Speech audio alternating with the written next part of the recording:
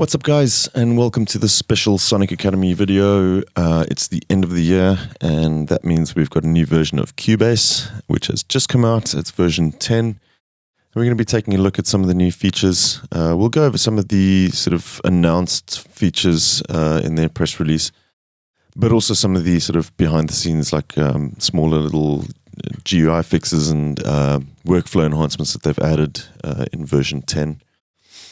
First things first, we can just take a look around the GUI. They've changed it up quite a bit. It's now compatible with high-resolution screens. So if you're running a Retina screen or a UHD monitor, all of the GUI now scales correctly in high resolution. They've gone for this whole sort of flat look, which I think looks fantastic. It looks way better than before. It's very clear, very functional. They've redone a lot of the icons, tool icons. I think it looks great. Mine does not the default settings currently. I have in my Cubase settings from before. It carries across. A lot of my colors and stuff are set up differently. But nevertheless, you can see the changes that they've made. This is carried over a lot to some of the other windows as well. If we open up and add a new audio track, you'll see like the add track dialogues have changed quite a bit as well. Which I think is really nice. I like how they've done this. It makes a little bit more sense to me. I think the whole layout of this is very clear and a little bit more streamlined. We had an audio track here quickly, and let's just grab a kick. We're going to stick that in there to take a look at some other functionality in just a sec. Let's just do that.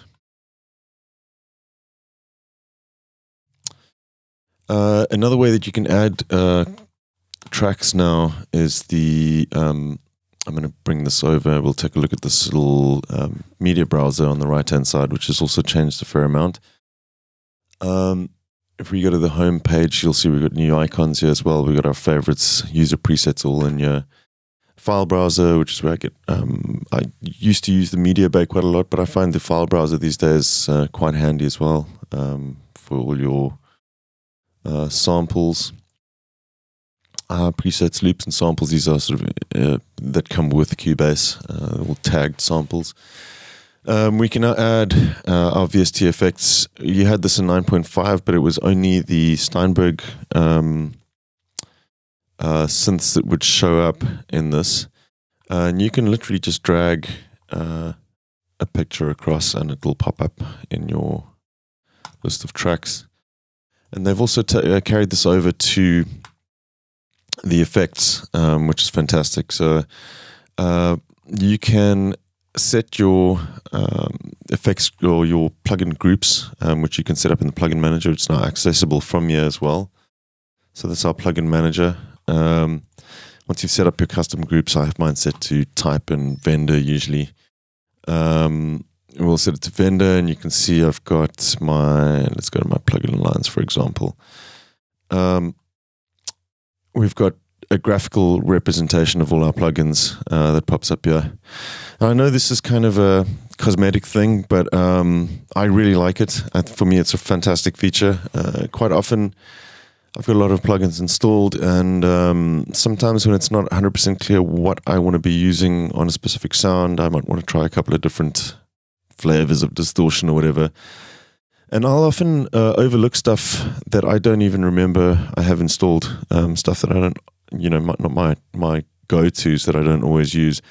So I quite like having this visual representation that I can kind of just scroll through and have a look what's there, and then just drag a specific plugin to any track that you want, and it'll add it automatically into the inserts of that said track. So you can see if we look at the audio inserts here, our Alicia compressor has popped up on that track. So the other really cool thing with the effects being like this, and this applies to the synthesizers as well. If we look at one of these plugins, if you click on the specific plugin, you'll see you can go straight to the preset libraries as well. For any plugin that you're using. So, for example, if we have that Vertigo VSM3, we can just double click to go into that, and you have all your presets. You can grab a preset and drag that on directly onto any channel as well, and it'll add it with the preset already loaded onto that specific channel.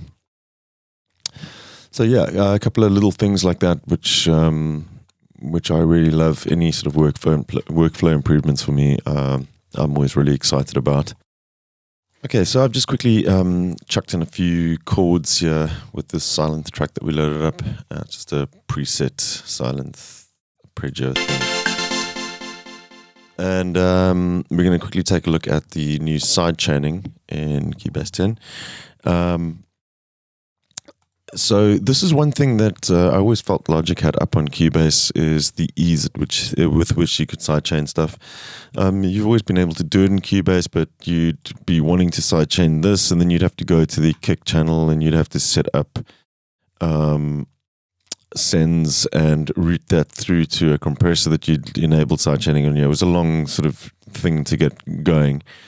And while it worked and it's pretty flexible, they've dramatically increased the time that it takes to, or decreased the time it takes to do that. It's so much easier now.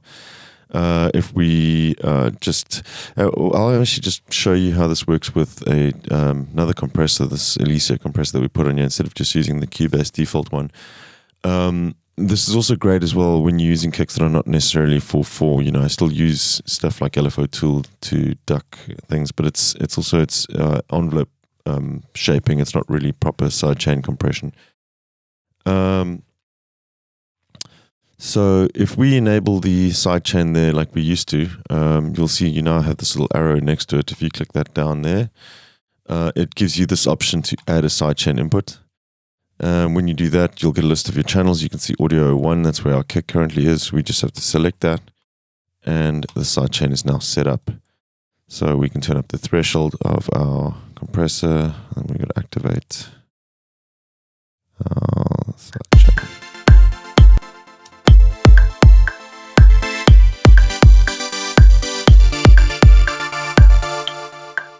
And there you have it. That's already the sidechain working correctly. And super simple, really quick.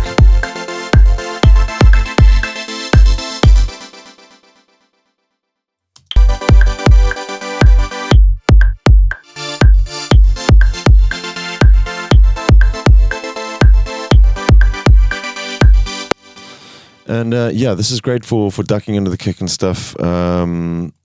It's huge just because it's so quick, you can really kind of experiment a lot more with sidechaining various different sources as well. Say, for instance, if you have a reverb that you can send to, let's just grab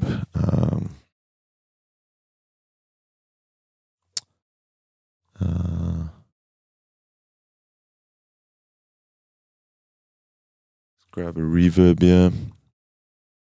And on the actual reverb channel now, it's really simple to, you can send the reverb there, and just grab a big chamber.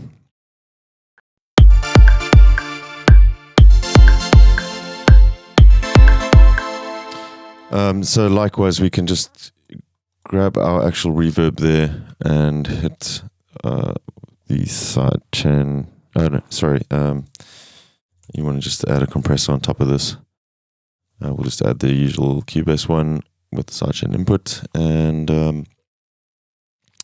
add sidechain, trigger it from not the kick actually. Yeah, we can trigger that from the kick as well, or trigger it from itself even. So the silent, we can disable it. And you can have multiple sidechains coming in as well. So we'll trigger silent so that when the actual notes are playing, it's dry, and as soon as they stop playing, the reverb will come up.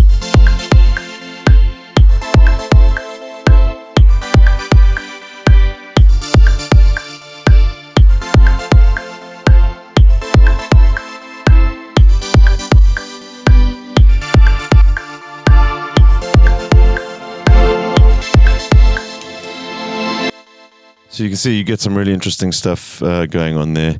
And obviously sidechain inputs as well, they'll apply to certain things like filters and things. You can modulate filters with sidechain inputs as well very quickly and easily just by enabling those sidechain inputs like that. So that's a fantastic feature. That's a massive step in the right direction for me. Very pleased that they have added that. Right, let's move on. Right, so I've just quickly grabbed a little random guitar loop from one of the included libraries that come with Cubase now. I haven't actually got them all installed at the moment. I don't use them all that much, but for demo purposes, this is just fine. I want to take a look at the new channel strip features, but I just realized this is in mono now, so this is actually a good opportunity to show you another little workflow enhancement. I just want to get this out of musical mode, since it won't work when it's in time stretch, automatically time stretching in musical mode. But if you go up to your projects, you'll see this is a mono file. If you go up to your projects here now, you've got this convert track. And I don't know why this always used to be a really difficult thing to do. You used to have to, if you wanted to apply stereo effects to this using the, let's say the direct effects processing, or you wanted to get a stereo reverb on a mono signal, you'd have to send it to a send. You couldn't add it to the insert because it would be a mono channel. And to rectify that, I'd have to bounce in place by selecting something that was stereo and then a mono file as well, bouncing them together, and then it would come out as a stereo file. Now you can just go to the project section. You can convert track and convert mono to multi-channel. We'll say source track, selected tracks. You can apply this also to all mono tracks in your whole project as well, which is quite nice to streamline all of that. So destination, you have other options, surround options and such, but we'll just stick to stereo, and we'll say we'll mute the source tracks. You can also delete them and keep source tracks. I'll just click OK. My apologies. Let's just duplicate our... so generally speaking, mono, we would have left and right panned like that. Then we can just then convert mono to multi-channel. Okay. And then we have our stereo file.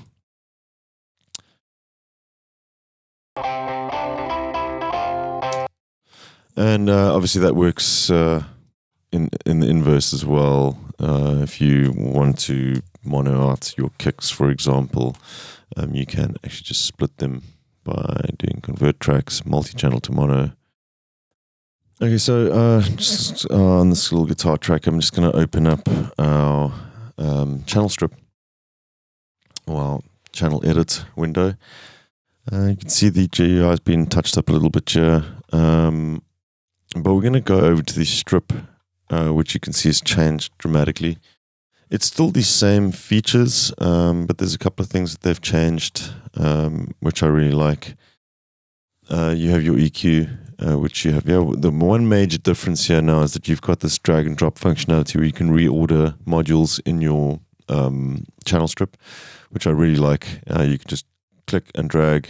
You can pull your EQ to any point in the channel strip, which is handy, especially when you are running a compressor. You kind of want to have the gate on first, so you're not compressing signals. You want it gated, and quite often you'd want the EQ before a compressor, so you're not driving the compressor too hard. Especially if you were cutting out frequencies. But you can turn on your compressor now.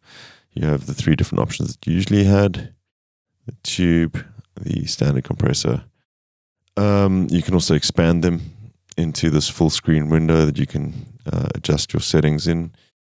And the same goes for the other tools. You have an envelope shaper, de-esser.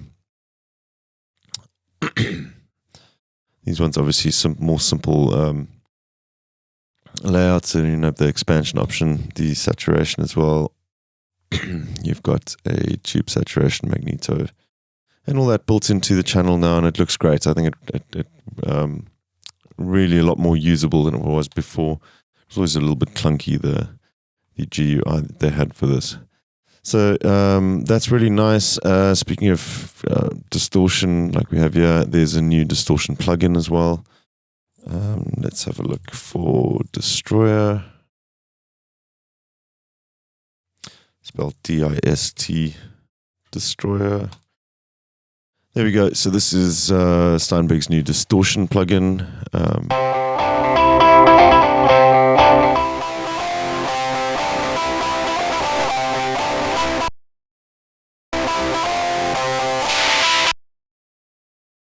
And yeah, so you've got some filters built in the top. Your mix, boost, and it's kind of like a wave shaping. Spatial controls. So you can get from like sort of subtle distortion up to some quite wild tones with this. Nice to have. Not a massive upgrade for me, but you'll see as well a lot of the Steinberg plugins have been updated as well. Like the delays, for example, all have new interfaces. I haven't gone through all of them. I'm not sure exactly, but 9.5 there was a few like the auto panner which had been done, and they've kind of brought everything up to speed now by redoing a lot of the. Yeah, there you go. Even the choruses and stuff have all been redone. Cloner, all had graphical makeovers, and I think they look great. I think they look a lot more, I don't know, a lot sleeker than they used to before. And yeah, so let's move on. We'll check out some of the other features now with the vocal production. Alright, so I'm going to take a look at the VariAudio 3 that's included in Cubase, specifically for vocals. I mean, you can use it for other things as well, but it really shines on vocal production. Just using Media Bay, I've kind of just gone in and found some vocal files.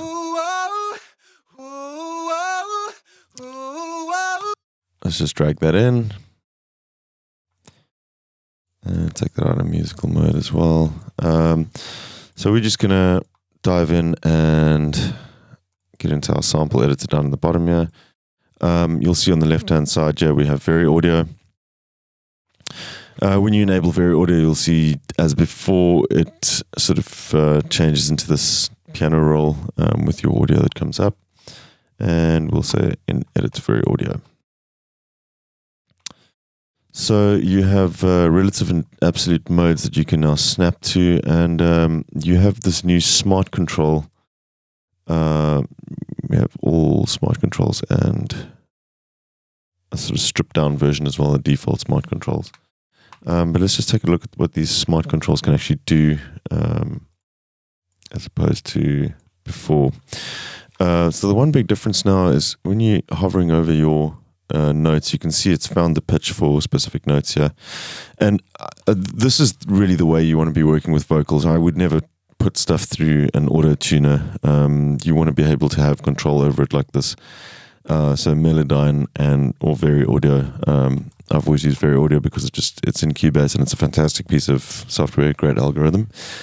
So what they've done now is they've added these smart controls where you have these context sensitive points. You can add sort of a center point for your vocal there. This will straighten out the pitch, whereas before you'd have to select a specific note or range of notes, and you would drag out the straighten quantize pitch like so, or straighten pitch like that. So you can do that very specifically on certain notes. You notice as well they've also added a shift formant option as well. Let's just delete this so we can listen to what's going on here. So using this, that center point, we also have this line along the bottom. If you drag along that, you can set a cut point to split notes up as well. This year we'll do our quantize. We can change percentage of formant here.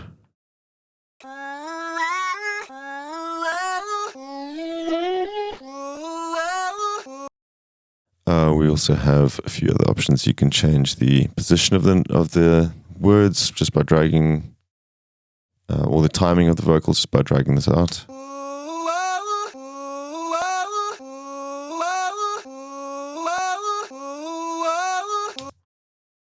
We have another few options as well. Center point here, we can move that, and then actually bend it up or down. Whereas before you kind of limited to just moving your notes like this. You can now sort of create little inflections and things as well by bending specific notes.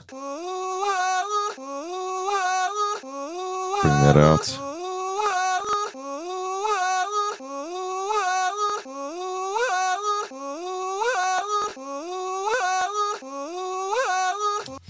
So you can see you really have a ton of control here, which is really amazing, and does so without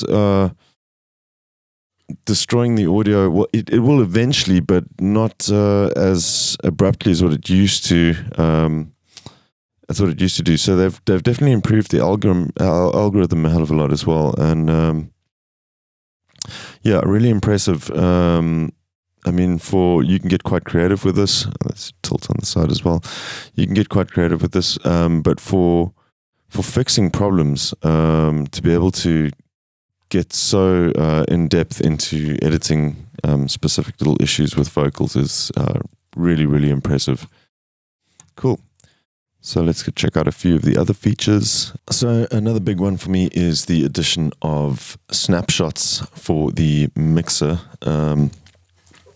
So a little while back they introduced track versions, so you can have different versions of your tracks that you could play around with. That is a similar feature now to your mixer page. I tend to mix as I'm going, but this is still great to have that you can create snapshots now with Recall. If you have a mix set up, you can now save a mix snapshot. You have a snapshot 1, and you can go and adjust your mix differently. And this applies to your EQs and everything as well. And create another snapshot, and you can now actually recall snapshots. And you'll get this little dialog box that pops up. It says recalling a mix snapshot will delete any insert automation. You click OK. So obviously automation on your inserts will be a problem, but for your setting up levels and playing with EQs and stuff, this is really nice to be able to recall. Let's just play that again. Recall different mixes so you can test out different versions in the mixer. Of course, you still got the history as well, so you can undo. This was introduced in the last version as well. You can also undo specific functions that you apply on the mixer. But yeah, the recall functionality on the mixer, that's a great little tool as well for checking out different versions of mixes and stuff, especially when you're approaching a track that's been finished and mixing it from the ground up. To be able to have recall on different versions like that is a nice addition. So just staying with a mixer quickly, just want to one last little thing here that I wanted to check out.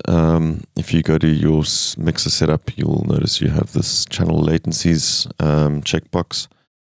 What this does is a really nice little feature that enables your readout for latency on every single insert that you have on a channel, and it will update as you add inserts.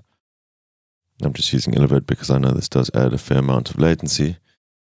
And you can just click on this as well, open channel latency overview, and it'll give you a readout of the amount of latency that every single plugin is adding to your project. And it's nice to have when you are having issues with latency or trying to play in notes and you've got a lot of PDC happening, or plugin delay compensation.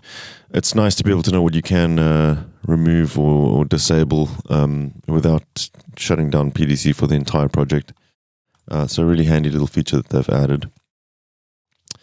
There's a number of other features we'll just discuss quickly. I'm not going to go into them too much. There's a new vocal align, track align or audio align function that they've got. I don't see myself using it too much. It's specifically designed for having multiple takes. If you're doing overdubs or multiple takes of vocals, backing vocals, that'll automatically align your audio into composites so that you have vocals on, even if they're sung slightly out of time, that will morph them into the correct timing with relation to one another. Very handy if you're doing multi-track recordings and stuff, drums or vocals or whatever. There's a number of features as well for multimedia production, film stuff. They've improved the video editing. You can import AAF formats now, which is great for working between different bits of software.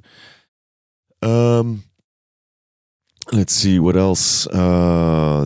They have also added, as I mentioned, a bunch of new content to the loops and sample libraries, new reverb, impulse responses for reverence. Also, the multimedia side of things have added in support for virtual reality now. There's a new Ambisonics plugin. Again, not something that I would be using a lot, but yeah, this Ambisonics converter now, you can do head tracking for VR and stuff as well. Which is all interesting. I doubt it'd get much use in my studio for now, but it's good to see that they are going in that direction. I think for film and multimedia producers, it's definitely a massive update this with a lot of these added features.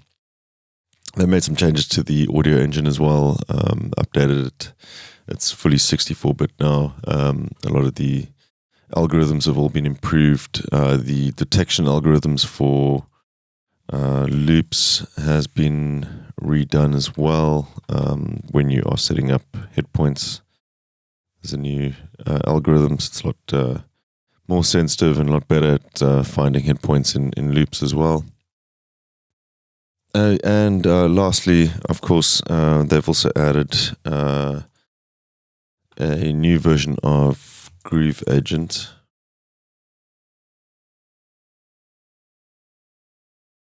Grieve Agent Se5. I haven't really played around with this too much. It looks very much the same as the original one. I think they released the standalone full Grieve Agent Grieve Agent 5. Obviously, the special edition that's included with Cubase doesn't have all the percussion agents and such. But a nice addition nonetheless. It is a great little drum machine. I tend to use the sampler tracks a lot more in my own projects. But this is definitely well worth checking out as well. A bunch of new features available in this too. So yeah, I'm going to cut it short there. That's quite a bit of the features that have been added. There are numerous other little things that Steinberg doesn't always announce when they release an update like this. There's tons of little workflow improvements and new shortcuts and easier ways to get things done. And you know, with time, kind of they start filtering into your work. So it's always a pleasure getting an update from Steinberg. Anyways, I hope you guys enjoyed the video, and I'll catch you soon for another tutorial with Sonic Academy. Cheers. Thanks everybody for watching, commenting, and indeed liking. We really do appreciate all the support we get here on our Sonic Academy YouTube channel. So if you found this video super useful, please, we'd love you to hit the subscribe button. We update the YouTube channel every week with new content. And if you want to watch some more relevant content, just click on the videos beside me.